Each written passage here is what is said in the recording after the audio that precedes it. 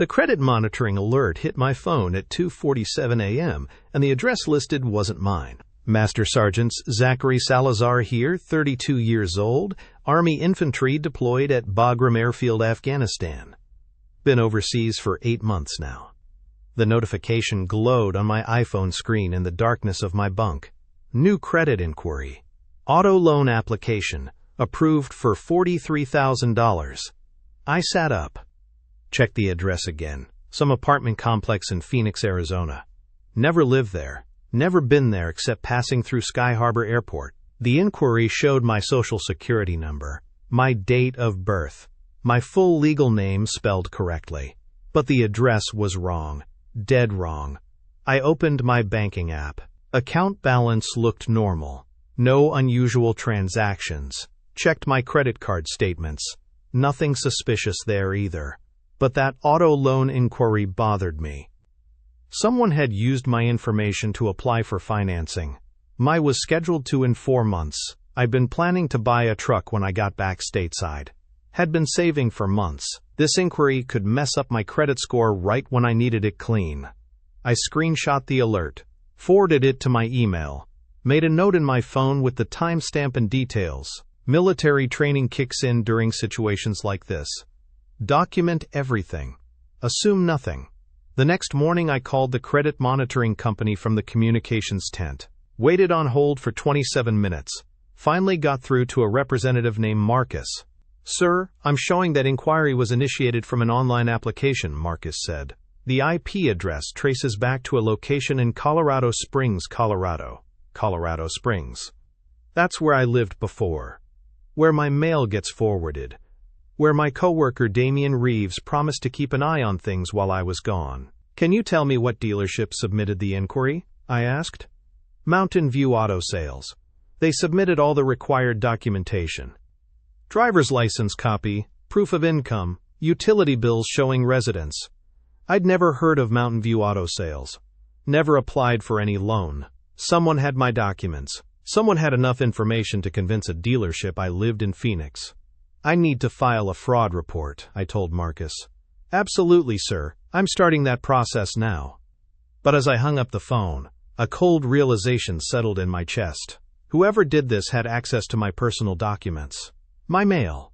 My identity. They knew I was deployed and couldn't easily investigate. The question wasn't just who had stolen my information. The question was how long they'd been using it. 3 weeks before, Damian Reeves had offered to help with my mail situation. We'd worked together in logistics for 18 months. Solid guy. Always reliable with equipment manifests and supply chain coordination. "Don't worry about the mail forwarding hassle," he'd said. "I'll grab your important stuff and scan it to you. Keep an eye on your place, too." Made sense at the time. Damian lived 15 minutes from my apartment in Colorado Springs. Had done the same thing for 2 other guys in our unit during their deployments. Never had any problems. I'd given him a spare key. Added him as an authorized contact with my bank and credit union. Standard procedure for deployed personnel. Someone stateside needs access in case of emergencies. Now I was questioning everything. I pulled up Damian's contact information on my phone. Sent him a text message at 2:47 p.m. Afghanistan time. "Hey man, got a weird credit alert. Someone applied for auto loan using my info. You seen anything suspicious with my mail?" Response came back in 6 minutes. "That's crazy. Haven't seen anything weird. Want me to check your mailbox today?" Too quick. Too casual. If someone was stealing my identity, wouldn't a friend be more concerned? Ask more questions? I decided to test him. "Yeah, check the mailbox.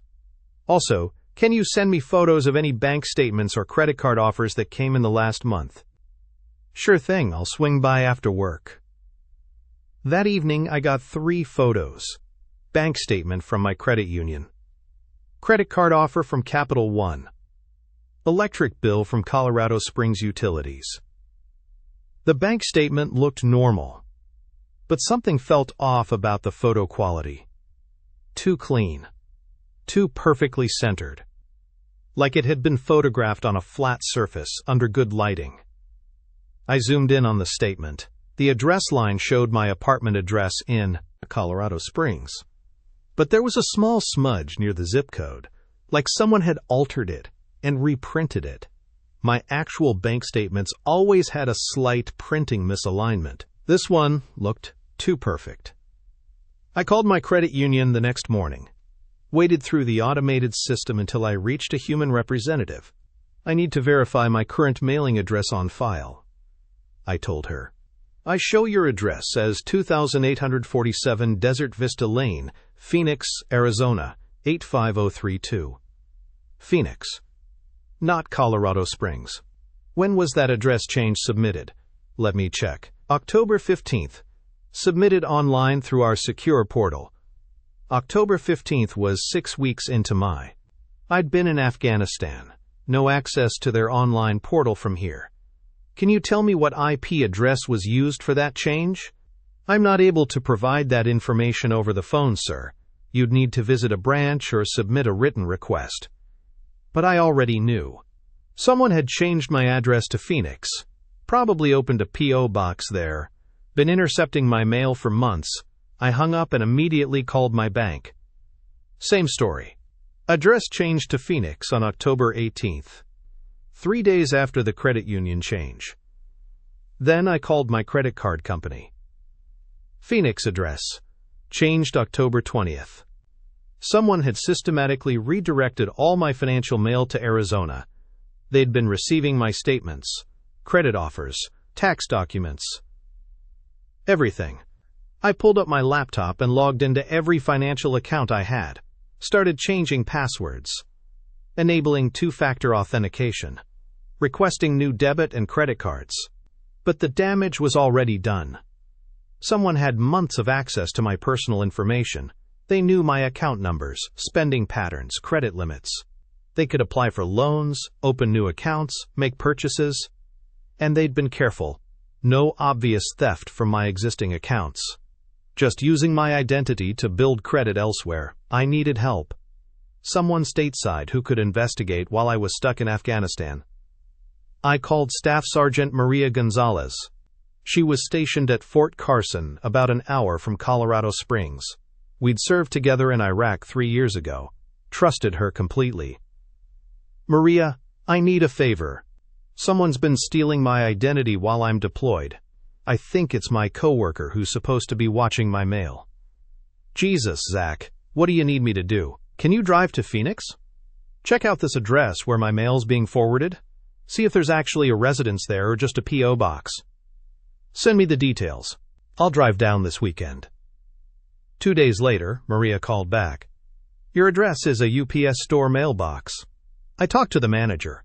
Someone's been picking up mail there for months. Paid for the box with cash. Used a fake ID with your name, but different photo. Did they have security cameras? Yeah. Manager pulled the footage. Guy picking up your mail is white, about 6 feet tall, brown hair. Drives a blue Honda Civic with Colorado plates. Damian Reeves drove a blue Honda Civic. I need you to file a police report in Phoenix, I told Maria. Mail theft across state lines, that's federal. Already on it. Detectives said they'll coordinate with Colorado Springs PD. That night I couldn't sleep.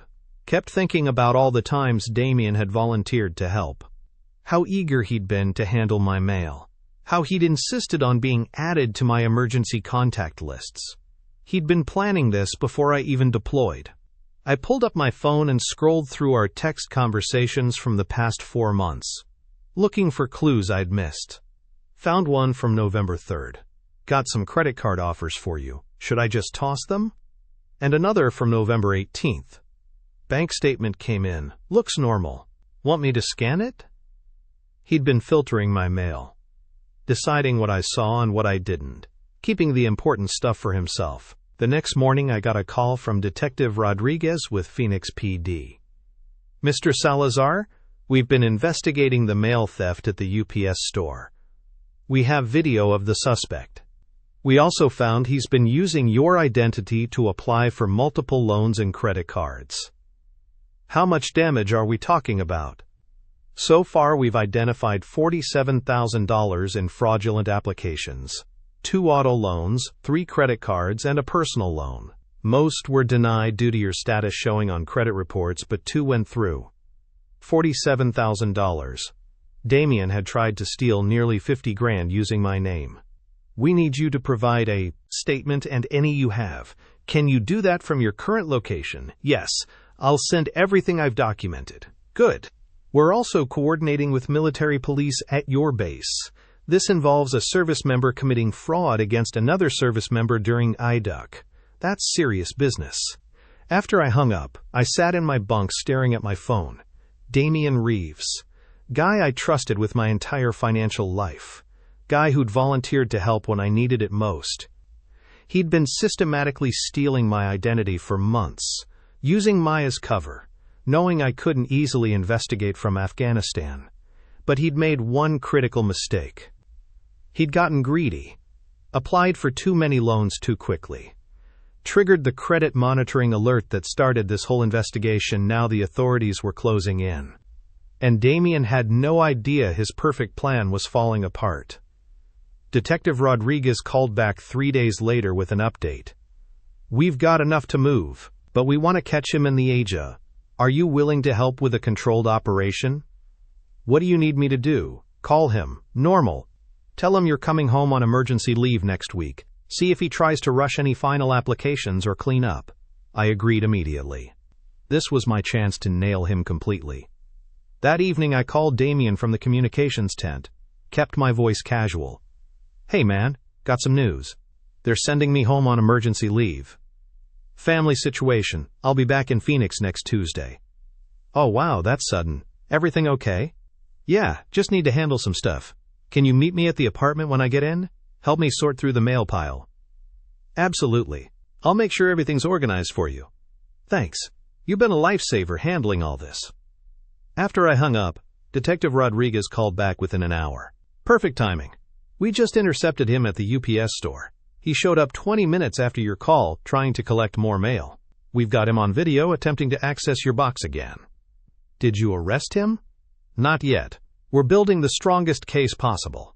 But we did get a warrant for his apartment and found a treasure trove. Copies of your documents, blank loan applications with your information pre-filled, even a fake military ID with his photo and your name.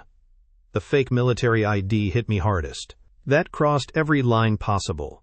Detective Harris from the Drug Enforcement Administration is joining the investigation. Turns out your friend has been using stolen identities to fund some questionable activities. This is bigger than just your case. Detective Harris called me directly the next morning. Master Sergeant Salazar, I've been tracking Damien Reeves for 6 months.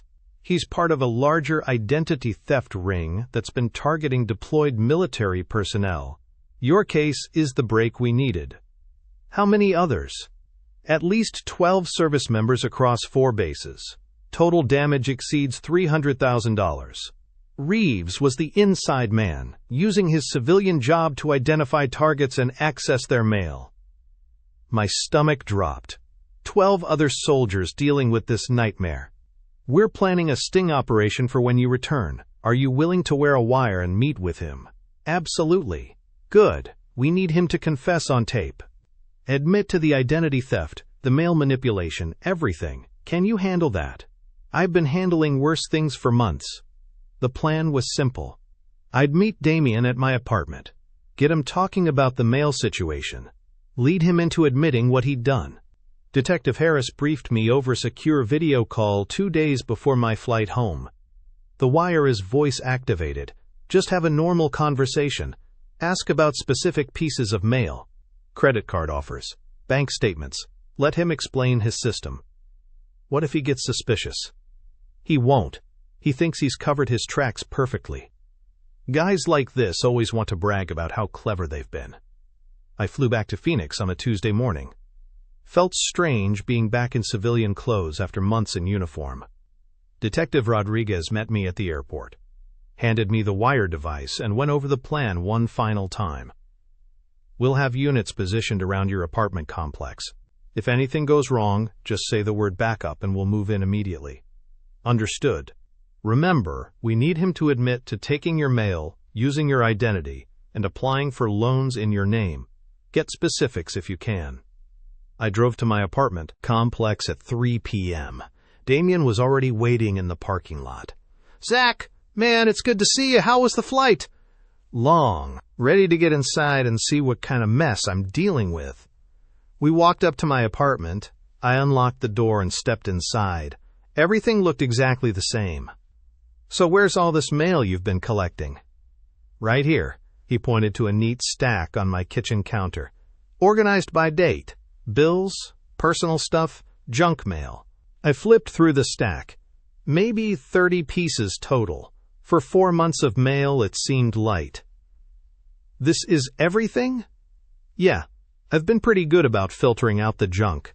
No point keeping credit card offers and stuff like that." "What did you do with those?" "Just tossed them. Figured you didn't need the temptation of more credit cards while deployed." "Perfect." He was already admitting to filtering my mail. "That's probably smart, though I should probably see everything just to be sure." "Trust me, it was all junk. Pre-approved offers, refinancing stuff, nothing important." "How many offers are we talking about?" "I don't know, maybe 20 or 30 over the past few months." "Your credit must be pretty good. They were sending offers almost weekly." I sat down at my kitchen table, gestured for him to join me. "Damien, I need to ask you something, and I need you to be completely honest with me." His expression shifted slightly. First hint of nervousness. "Sure, what's up?" "I got some weird alerts on my credit monitoring app while I was overseas. Applications I didn't make. Did you ever use any of my personal information for anything?" Long pause. He was calculating his response. "What kind of applications?" "Credit cards, auto loans, personal loans, all using my social security number and personal details." "That's crazy. Identity theft?" "That's what I'm trying to figure out. The thing is, whoever did this had access to my mail, my bank statements, my personal documents." Another pause, longer this time. "You think someone broke into your apartment?" "No. I think someone with a key did this. Someone I trusted." His face went pale. The game was up and he knew it. "Zach, I can explain." "I'm listening. I was in a bad spot financially. My mom's medical bills, my car payment. I saw all these credit offers coming in for you, and I thought maybe I could just apply for one small loan, pay it back before you got home." "How many applications, Damien?" "I don't know, maybe 5 or 6. "Try again." The police found 15 applications totaling $47,000. He put his head in his hands. "I'm sorry. I'm so sorry. It started small and just got out of control." "How long has this been going on?" "Since about a month after you deployed. I was collecting your mail like normal, and I saw this pre-approved credit card offer for $10,000. I thought I could just use it temporarily. And then more offers kept coming. And I kept thinking I could pay everything back before you found out. But the payments got too big and I had to apply for more credit to cover the first loans." "So you've been systematically stealing my identity for 3 months. I never meant for it to go this far. But it did go this far. $47,000, Damien." I know. I'll pay it all back. Every penny." "With what money?" "You just said you're broke." Silence.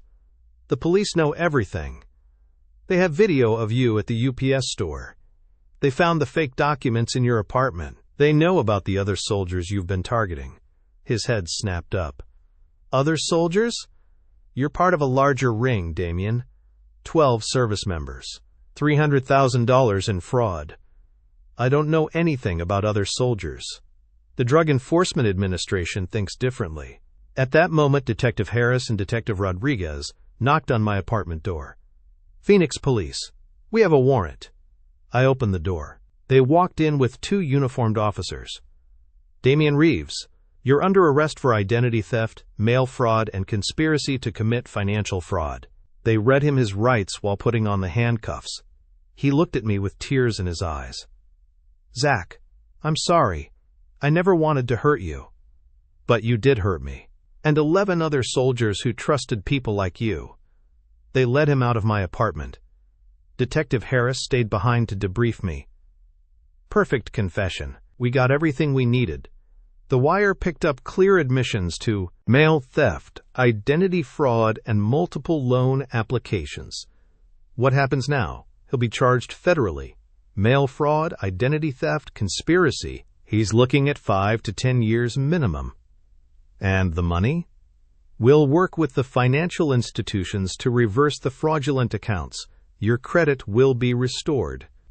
The legitimate debts will be forgiven. 6 weeks later, Damien pled guilty to all charges. The judge sentenced him to 8 years in federal prison and ordered full restitution to all victims. Detective Harris called me with the final update. The entire ring has been dismantled. 13 arrests total. Your case was the domino that brought down the whole operation. What about the other soldiers? All cleared. Credit restored. Financial damages reversed. You helped save 12 military families from financial ruin. That felt better than any personal justice. 12 months later, I was back at Fort Carson, Colorado. The rotation had ended. Afghanistan felt like another lifetime. My credit score had fully recovered. The fraudulent accounts were closed. The legitimate debts were forgiven. My financial record was clean again. I kept the apartment in Phoenix. Same complex. Different unit. Building C instead of Building A. I couldn't live in the same space where Damien had confessed. The nightmare stopped after 6 months. The hypervigilance around mail and documents faded gradually. I still checked my credit report weekly, but it was habit now, not paranoia. Detective Harris sent updates occasionally. Damien was serving his sentence at a federal facility in Texas. No early release. No appeals. The other 12 ring members received sentences ranging from 3 to 12 years. The military implemented new security protocols for deployed personnel mail handling, background checks for all civilian contractors with access to service member documents, digital verification systems for address changes and financial applications. I testified before a congressional subcommittee about identity theft targeting military families. My case became part of new legislation protecting deployed service members from financial fraud. The other 11 soldiers reached out over the months. We formed an informal support network, shared resources about credit monitoring, discussed security measures for future deployments. I created an encrypted messaging group for deployed families to share fraud prevention tips and warning signs. Staff Sergeant Martinez got promoted to Sergeant First Class. She was stationed at Fort Bragg now, training new military police investigators. She called every few months to check in. You saved a lot of people, Zach. That ring was targeting soldiers across 4 different bases. I just wanted my credit fixed. Sometimes the right thing starts with selfish reasons. My new unit was different. Better security protocols. More awareness about financial fraud. The command took identity protection seriously now. I bought a house near the base. Small ranch style, 2 bedrooms. Fenced yard. Normal mortgage through my credit union. Clean paperwork. Legitimate application process. No roommates. No shared spaces. No access to my personal documents. The mailbox had a lock. Security cameras covered the front porch. I picked up packages personally from the post office. Old habits from hard lessons. Damien's betrayal had taught me something valuable. Trust required verification. Friendship needed boundaries. Kindness couldn't override caution. I still helped other soldiers with financial planning. But I never handled their documents. Never accessed their accounts. Never took shortcuts with their personal information. The scar tissue was stronger than the original skin. Last month, I received a letter from the federal prosecutor. Damien had requested to send me an apology letter through official channels. I declined to receive it. Some bridges stayed burned. Some forgiveness wasn't necessary for healing. My bank account showed steady growth. Emergency fund rebuilt, retirement contributions on track, investment portfolio growing, financial goals back on schedule. The numbers told a story of recovery. Discipline. Momentum. I kept Detective Harris's business card in my wallet. Not from fear. From gratitude. He had shown me that justice was possible when good people did their jobs properly. The apartment complex in Phoenix sent a forwarding notice. New tenant in my old unit. Young soldier. Recently married. First, coming up, I almost called to warn him about document security. Then I remembered the new protocols were in place. The system was better now. Some lessons had to be learned individually. Some protection came from institutional change. Evening runs around the base perimeter had become routine again. The rhythm of boots on pavement, the steady breathing, the quiet mind that came with physical exhaustion. No more checking over my shoulder. No more wondering who was watching. No more questioning every friendly gesture. The paranoia had served its purpose. Now it could rest. Colorado's sunsets painted the mountains in colors that Afghanistan never had. Purple and gold instead of brown and gray. Beauty instead of survival. I was home. Really home. Not just geographically. The betrayal was history. The investigation was closed. The justice was served. The system was improved. It was finally over, and the silence felt earned.